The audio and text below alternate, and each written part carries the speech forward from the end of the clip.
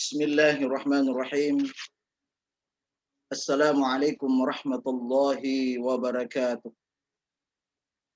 Hamdan wa syukran lillah, salatan wa salaman ala Rasulillah wa ala alihi wa sahbihi wa mawala wa la hawla wa la quwwata illa billah. Kaum muslimin dan muslimat yang sama-sama dirahmati oleh Allah Subhanahu wa taala. Alhamdulillah, kembali kita panjatkan syukur kehadirat Allah Subhanahu wa taala. Salawat serta salam marilah kita senantiasa peruntukkan kepada junjungan Nabi besar kita Nabiullah Muhammad sallallahu alaihi wasallam. Insyaallah pada kajian kali ini kita akan membahas yaitu misteri terbukanya pintu-pintu rahmat.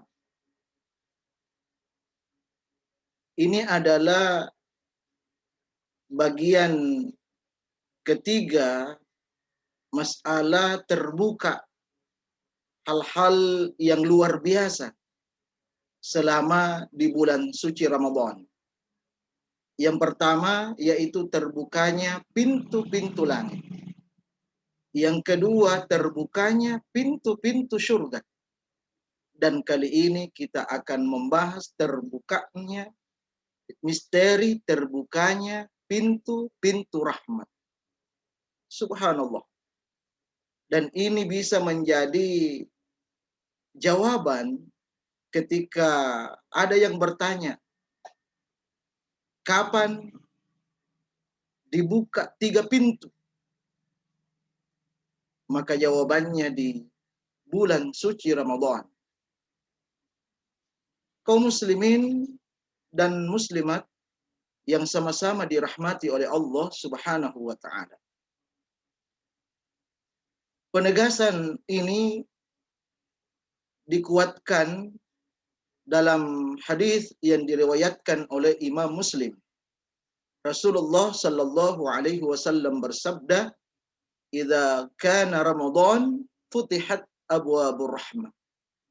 Apabila datang Ramadan, maka pintu-pintu rahmat dibuka oleh Allah Subhanahu wa taala. Terbukanya pintu-pintu rahmat ini tentu semakin meningkatkan optimisme kaum muslimin, meningkatkan optimisme kita semua untuk dapat masuk surga. Kenapa? Karena tidak seorang pun hamba masuk surga kecuali karena rahmatnya Allah Subhanahu wa taala.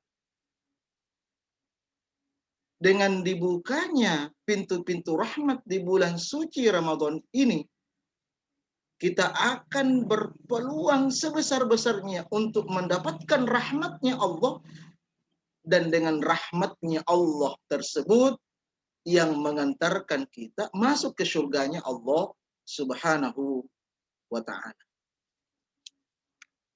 Bahkan ditegaskan dalam hadis yang diriwayatkan oleh Imam At-Tabrani bahwa Allah menurunkan rahmatnya di bulan suci Ramadan. Oleh karena itu sungguh celaka orang-orang yang terhalangi baginya untuk mendapatkan rahmat Allah Subhanahu wa taala yang Allah turunkan, yang Allah bagi-bagi selama bulan suci Ramadan. Jadi di situ ditegaskan bahwa sungguh celaka. Jadi celaka orang-orang yang ketika Allah sudah bukakan pintu rahmat, Allah turunkan rahmatnya kepada kita di bulan Ramadan, tetapi kita terhalangi untuk meraih dan mendapatkan rahmat Allah tersebut. Na'udzubillah, tsumma na'udzubillah. Oleh karena itu, kaum muslimin dan muslimat yang dirahmati oleh Allah Subhanahu wa taala, maka perlulah kita ketahui bagaimana cara meraih rahmat Allah yang Allah sudah turunkan di bulan suci Ramadan ini. Karena yang jelas, tidak semua orang yang hidup di bulan suci Ramadan mendapatkan rahmat Allah. Hanya orang-orang yang berusaha saja mendapatkan rahmat Allah. Itulah yang Allah kasih. Sesuai dengan hasil usaha untuk memperoleh rahmat Allah Subhanahu wa ta'ala. Berdasarkan Al-Quran dan hadis Rasulullah Sallallahu Alaihi Wasallam, dijelaskan bahwa ada beberapa cara untuk meraih rahmatnya Allah Subhanahu wa ta'ala. Dan perlu juga dicatat, bukan hanya di bulan Ramadan saja, tapi berpeluang kita mendapatkan rahmat Allah di luar bulan Ramadan. Yang pertama, yaitu marilah kita meningkatkan keimanan dan ketakwaan kita kepada Allah Subhanahu wa ta'ala. Dalam artian, ya, kita melaksanakan atau mentaati perintah-perintah Allah Subhanahu wa ta'ala dan menjauhi larangan-larangan Allah Subhanahu wa ta'ala. Itu yang perlu kita jaga. Kita tingkatkan keimanan kita kepada Allah Subhanahu wa ta'ala. Seperti yang Allah jelaskan dalam Al-Quran surat Al-Hadid, ya ayyuhalladzina amanu taqullah wa aminu birasulihi yu'tikum kiflaini mir rahmatih. Hai orang-orang yang beriman, bertakwalah kepada Allah dan berimanlah kepada Rasulnya, maka Allah akan memberikanmu, ya, memberikan rahmatnya kepadamu dengan dua bagian.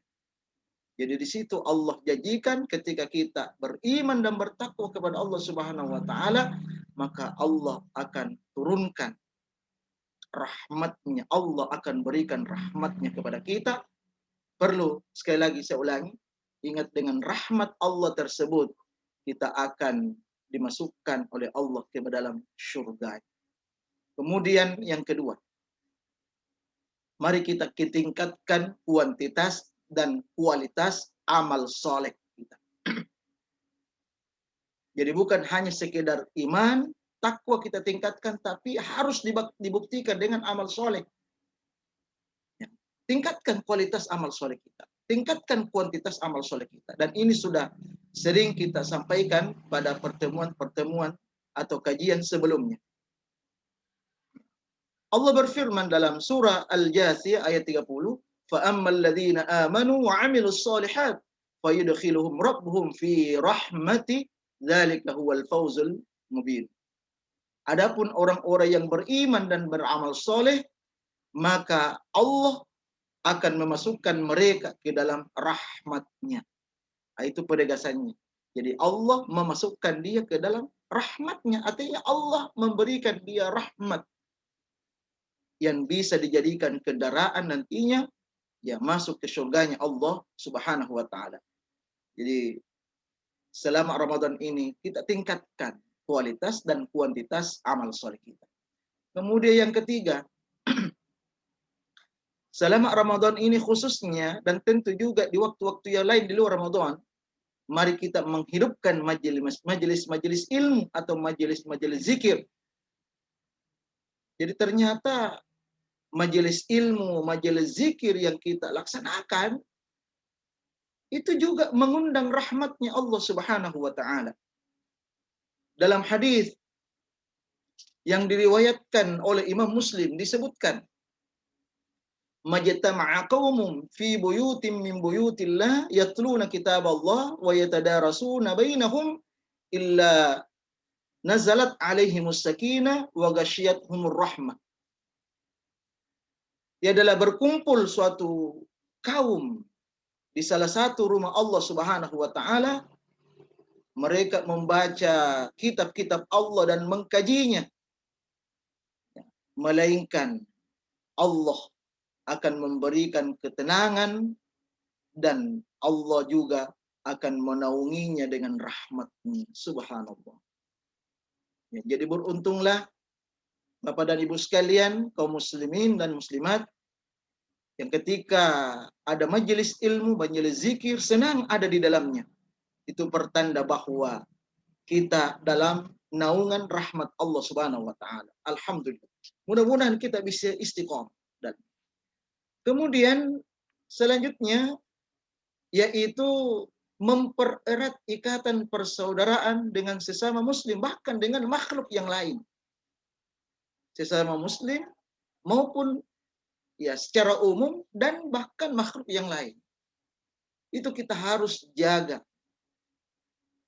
Seperti yang disampaikan dalam hadis yang diriwayatkan oleh Imam Tabrani, Rasulullah Shallallahu Alaihi Wasallam menyatakan, ya, kecintaanku atau rahmatku telah ditetapkan untuk orang-orang yang mencintai karena aku.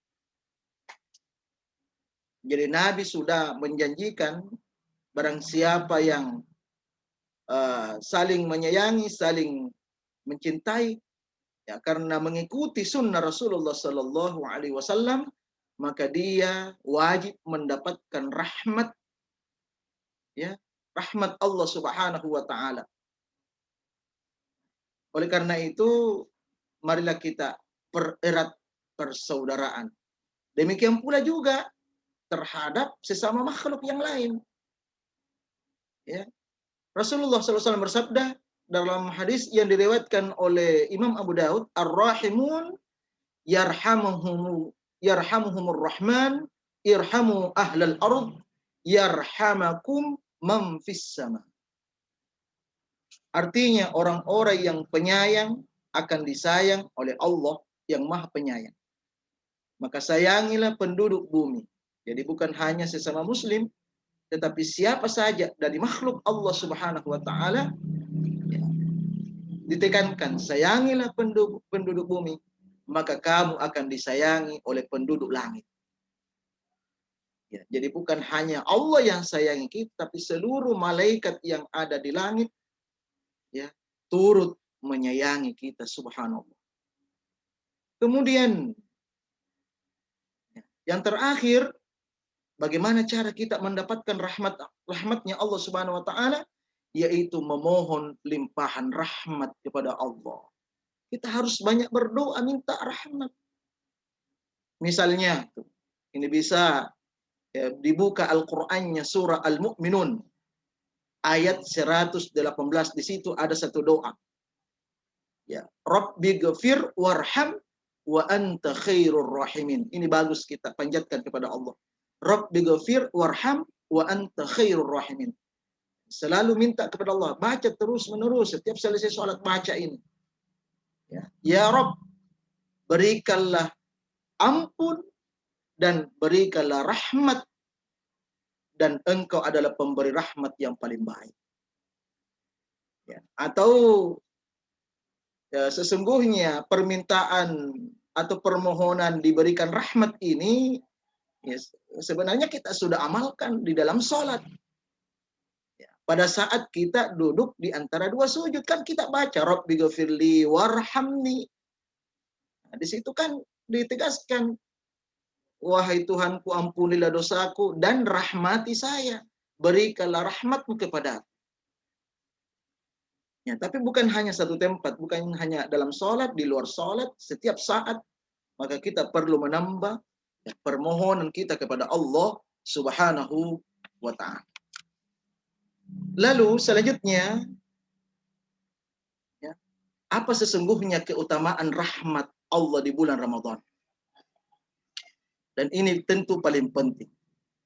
Pertama, tanpa rahmat Allah, seorang hamba itu tidak akan mampu melakukan kebaikan sekecil apapun. Jadi tanpa rahmat Allah, seseorang tidak akan mampu melakukan kebaikan sekecil apapun. Artinya ketika kita mampu berpuasa, ketika kita mampu membaca Al-Quran, itu tandanya kita sudah diberikan rahmat oleh Allah. Hal ini dipertegas oleh Rasulullah dalam hadis Muslim. Ya Rasulullah, ya, jadi Miqdad bertanya kepada Rasulullah, ya wahai Rasulullah, kana min amri kaza wa kaza wa fa'altu kaza. Ya, aku berada dalam kondisi begini dan begini dan begini, aku juga dapat mengamalkan ini dan itu. Faqala Nabi sallallahu alaihi wasallam, "Ma hadhihi illa rahmatun minallah." Semua ini tidak lain, kata Nabi, ya, kecuali atas rahmat Allah Subhanahu wa taala. Jadi kita bisa melakukan kebaikan-kebaikan sekecil apapun itu karena rahmat Allah Subhanahu wa taala. Kemudian yang kedua, tanpa rahmat Allah, seorang hamba hanya akan menjadi budak nafsu syahwat. Na'udzubillah summa na'udzubillah. Dijelaskan oleh Allah dalam Al-Quran surah Yusuf ayat 53. Wa ma ubarri'u nafsi innan nafsa la'ammaratun bisu illa ma rahima rabbi inna rabbi ghafurur rahim. Dan aku tidak membebaskan diriku dari kesalahan karena sesungguhnya nafsu itu selalu menyuruh kepada kejahatan kecuali nafsu yang diberikan rahmat oleh Allah. Jadi selalu menyuruh kepada kejahatan kecuali nafsu yang diberikan rahmat oleh Allah Subhanahu wa taala. Kemudian selanjutnya, tanpa rahmat Allah, seorang hamba akan terjerumus dalam konflik berkepanjangan. Ternyata akan mempengaruhi. Jadi terjadinya konflik di mana-mana itu karena Allah tidak berikan rahmat kepadanya. Dalam surah Hud ayat 118 sampai 119 Allah berfirman, "Walau syaa rabbuka laja'alan nasa ummatan wahidah wa la yazaluna mukhtalifin illa ma rahima rabbuk." Jika Tuhanmu menghendaki, tentu Dia akan menjadikan manusia umat yang satu. Tetapi mereka senantiasa berselisih pendapat. Kecuali orang-orang yang diberikan rahmat oleh Allah Subhanahu wa taala. Jadi orang yang bersatu itu tandanya diberikan rahmat oleh Allah Subhanahu wa taala. Sementara orang-orang yang selalu berselisih, selalu mencari jalan untuk berselisih, untuk ya merenggangkan silaturahim persaudaraan, maka itu pertanda bahwa rahmat Allah tidak ada pada diri. Kemudian selanjutnya, tanpa rahmat Allah, seorang hamba akan terhalang masuk surga dan tentu terjerumus ke dalam neraka. Na'udzubillah. Rasulullah bersabda dalam hadis riwayat Muslim, la yudkhilu ahadan minkum amaluhul jannah wala yujiruhu minan nar wala ana illa bi rahmatin minallah. Amal seorang di antara kamu tidak akan memasukkannya ke dalam surga dan tidak pula menyelamatkannya dari api neraka. Ya, tidak pula kecuali berkat rahmat Allah. Nah, ini kita sudah jelaskan di awal bahwa orang masuk surga itu ya sesungguhnya karena rahmat Allah Subhanahu wa taala. Kemudian selanjutnya, dengan rahmat Allah, seorang hamba itu tidak akan pernah keluar dari neraka untuk selamanya. Itu janji Allah. Kalau Allah sudah rahmati kita masuk surga, berarti kita tidak akan keluar dari neraka. Kemudian tanpa rahmatnya, seorang hamba akan terjerumus ke dalam kerugian dan kesengsaraan dunia dan akhirat. Na'udzubillah, summa na'udzubillah. Oleh karena itu, sungguh beruntunglah kita. Saat ini, kita sedang dalam rahmat Allah Subhanahu wa ta'ala. Maka marilah kita berdoa kepada Allah agar Allah senantiasa melanggengkan rahmatnya dalam diri kita, agar kita ini tidak tertutup pintu rahmatnya, pintu rahmat Allah Subhanahu wa ta'ala. Jadi kita terus menerus berdoa ya agar rahmat Allah itu tidak tertutup untuk kita dan senantiasa berada di dalam diri dan hati kita, sehingga insya Allah pasti kita mendapatkan keselamatan baik di dunia maupun di yaumil akhir nanti. Amin ya rabbal alamin. Demikian, mudah-mudahan bermanfaat. Wallahul musta'an wa alaihi tiklan. Assalamu alaikum warahmatullahi wabarakatuh.